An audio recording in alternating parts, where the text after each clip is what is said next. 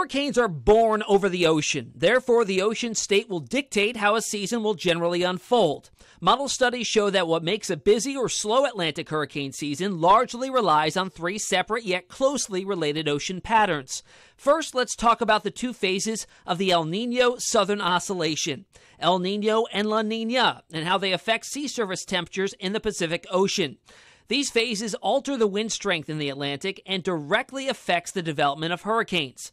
During El Niño years, Pacific sea surface temperatures near the equator off the Chilean coast are generally warmer than average. This leads to a higher occurrence of wind shear. Wind shear is a change in wind speed and direction with height. These winds blow the tops off of developing thunderstorms that are found within tropical systems, slowly tearing them apart.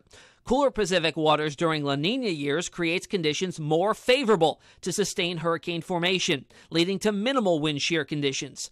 Now on to the North Atlantic Oscillation. This also has two phases, a positive and negative, which correlate to the difference in pressure between an area of low pressure near Iceland and high pressure near the Azores Islands.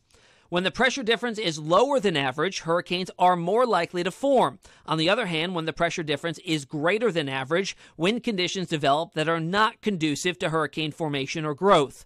Further south, two phases of the Atlantic meridional mode describe sea surface temperatures as either warmer or cooler. Warmer than average equal greater likelihood of hurricane formation.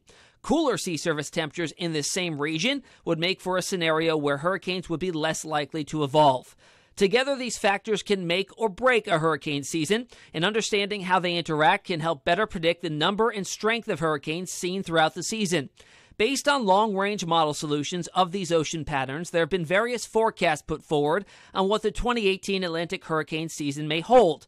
NOAA put out its seasonal outlook on May 24th, calling for an average to above average 2018 season. Their forecast is looking for 10 to 16 named storms, 5 to 9 hurricanes, and of those, 1 to 4 strengthening to major hurricane status. Colorado State University also has a long history of posting seasonal hurricane forecasts. As of May 31st, they're calling for a near-average season with 14 named storms, 6 hurricanes, 2 of which becoming a major Category 3 storm or greater. No matter what the season may hold, looking at the ocean and its phases may provide a glimpse into the future of hurricane forecasting.